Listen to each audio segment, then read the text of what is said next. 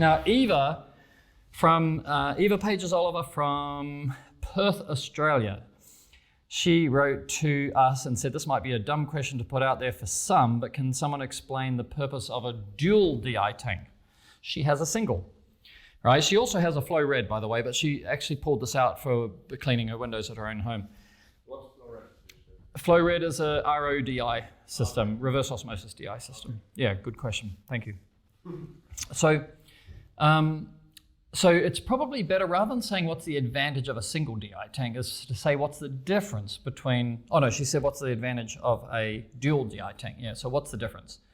Well, a DI is an ionically charged resin. DI resin is an ionically charged resin which has the ability to attract minerals out of the water as the water is going through it. And so the way it's working is the water is randomized at the top, it's going down to the bottom. At the bottom, it's being collected in one way or the other. It's either coming out the bottom or it's going up a tube in the middle and it's coming out the top again. And so if you have a high TDS or a high mineral count and you've got to take a lot of minerals out of the water, then it's actually contact time with the resin that determines your result.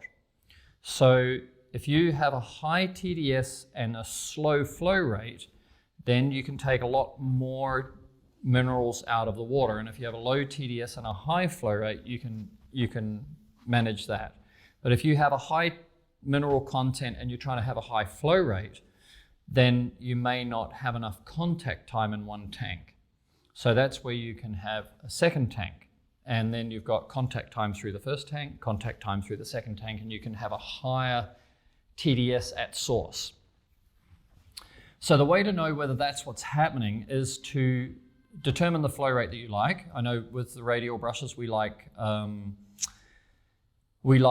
a gallon a minute. So you set your flow rate at half a gallon a minute, and then you see if you can get your current TDS down to 0 with your DI tank.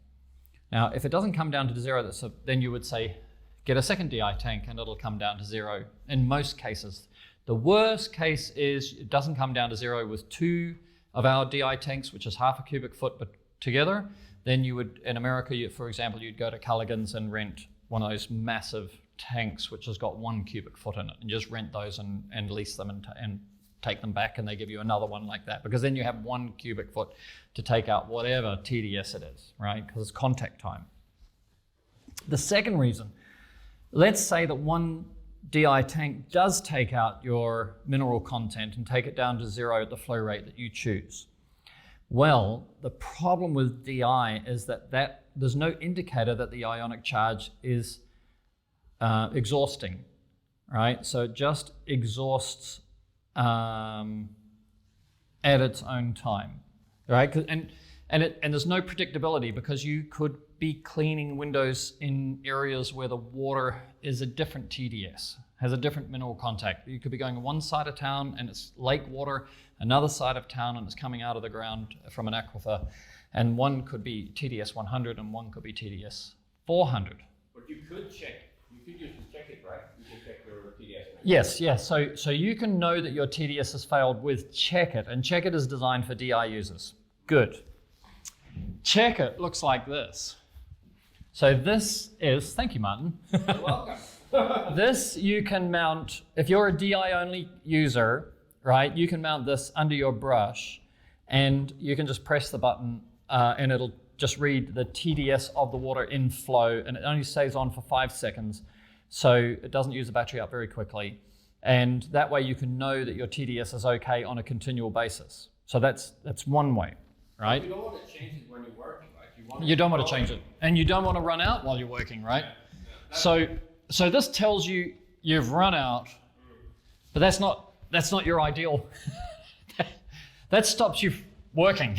Yeah, that's not what you want. Why did you want it? So the reason we put 2 DI tanks, even you see, like most of our competitors sell you half cubic foot in one tank. But the reality is that tank is going to run out at some point, or some random point. And if you're doing a huge job on that random day, and this is what used to happen to us, right, when we were window cleaning. So if you ran out in the middle of a big job, then you will start leaving spots, or you'll have to leave the job, or you'll have to stop and refill your tank if you only have one tank. So we decided to go towards 2 single quarter cubic foot tanks so that you have this other function called redundancy. So if one tank will take the TDS down to 0, that means that your second tank is now redundancy. So every day before you start work, you can check the TDS out of the first tank.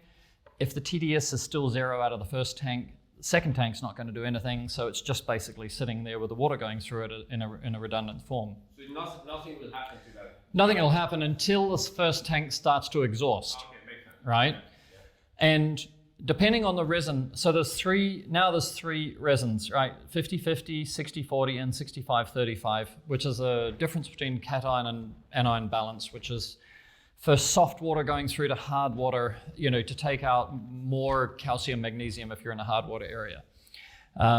So what will happen is that if you're, basically the ionic charge will start to fail based on the minerals which have gone through your tank in that period of time, which is unpredictable. And so either the cation will fail first or the anion will fail first. It was really impossible to imagine that they both fail at the same time every time. So how do you know when one side has failed or not? Then you'll normally see it creep up from 0 to 1 to 3 to 7 to 10, which 10 is our alarm bell statistically, albeit we do have a reach workshop on TDS 50 can be spot free.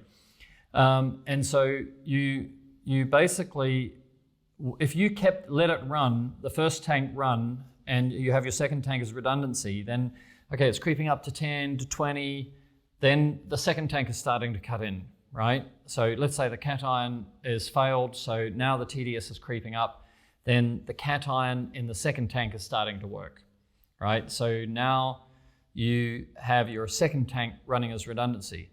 And if you kept running like that, then let's say the cation is 50, well, let's say it's 60% is cation, then it'll ultimately go up to a certain line, and then let's say your TDS was 100, then it'll go up to TDS 60, and then it'll sit in a line because the cation was failing. When the cation is fully failed, but the anion is still working, then it'll be 60, right? Complex. Anyway, that's what Q&A Fridays are for, right? I think your coffee will get cold soon. Oh, nice call. You get some more maybe. Turn that one around for me, because it's distracting me. This one? No, the phone. Oh, sorry. I'm not that attached to the number. Okay, so let's wrap it along, see if we answer that. Right, so one reason is if you've got a high TDS, higher TDS than the flow rate which you can handle, use dual DI, and the other reason is that you have redundancy. Even though if one tank will work, you have redundancy going forward, so that you never have a day where you're not spot free, because you can test the TDS out of the first tank and then replace the resin in the first tank while the second tank is working. Sounds like a big time saver. It's a huge, it's a peace of mind thing as well, right? Because you go crazy if you run out of resin, right? Or you just found that you've done half a job and your TDS is too high. And that's where Check It comes in, but not everybody who might watch these has got Reach It or Check It, so then it's interesting. But it'll fit on any pole. It's designed for, 5/16 and 3/8 tube. You can use it either way. So that's good.